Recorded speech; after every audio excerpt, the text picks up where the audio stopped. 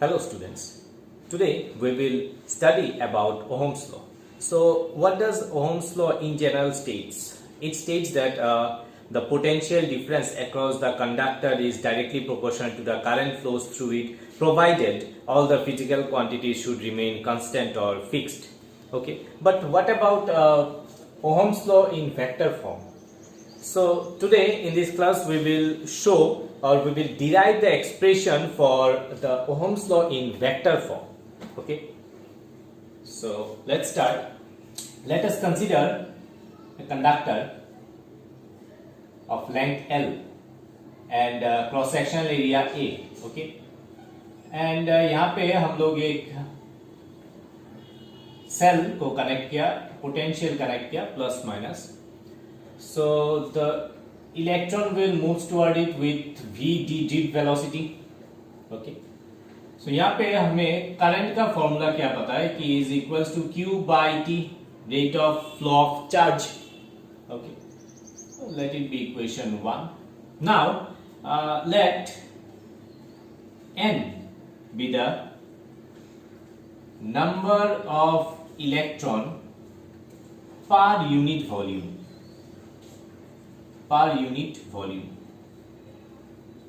Okay. So what will be the total charge Q?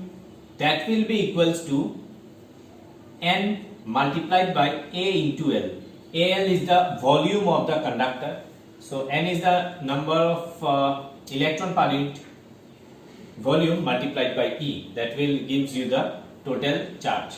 So what will be the time? Time will be velocity divided by length, jet velocity divided by length. Okay, so if we put in equation 1, that will gives you N E A V D. Okay, this is the ultimate expression.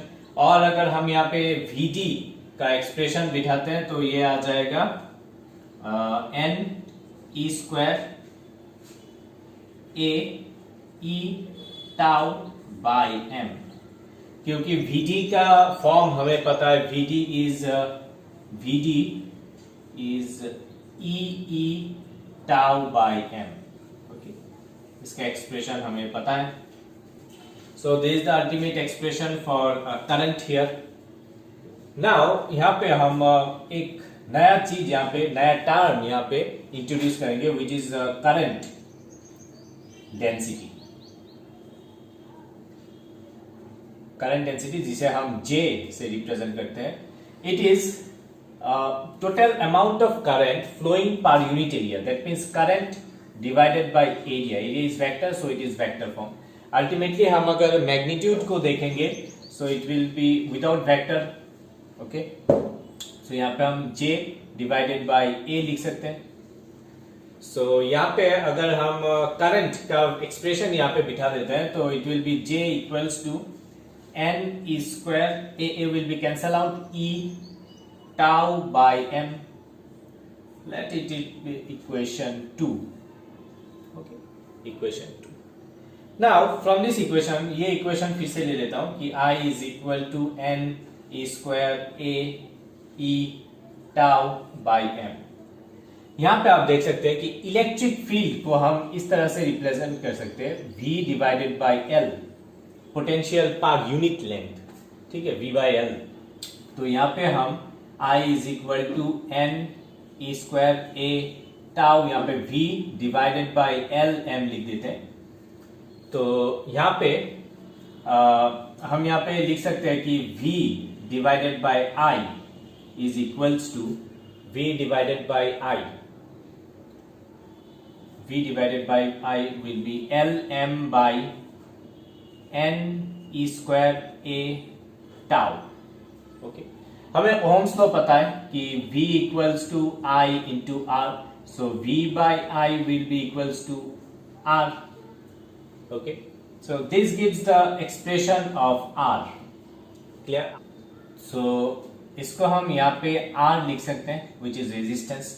V by I equals to R. तो वो उस form में हम इसे लेके आए हैं. तो यहाँ पे हम इसको कुछ इस तरह से लिख सकते हैं, R is equals to M by N E square tau L by A. So यहाँ पे R equals to something L by A. It's according to the formula of resistance which along with resistivity, जिसे हम देते हैं R equals to rho L by A, where rho is resistivity.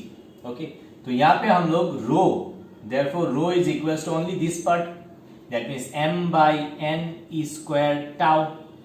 This gives you rho. Okay, so आप देख सकते हैं यहाँ पे अगर हम इक्वेशन 2 में रो का वैल्यू पुट करते हैं, इट इक्वेशन 2 बिकम्स, इस साइड लिख लेता हूं, from equation 2 we get J is equals to, see यहाँ पे that will be n e square tau by m, n e square tau by m, that means यहाँ पे e डिवाइडेड बाय रो आ जाएगा. Okay, और इसे हम J equals to sigma e लिख सकते हैं, where sigma is equals to 1 by रो, जिसे हम सिग्मा को हम बोलेंगे conductivity which is reciprocal of resistivity. तो यहाँ पे J इक्वल्स टू सिग्मा, अगर हम वेक्टर दे देते हो J vector E vector, this relation gives you the Ohm's law in vector form. This is the Ohm's law in vector form. Okay, this is this J equals to sigma is Ohm's law in vector form. Okay.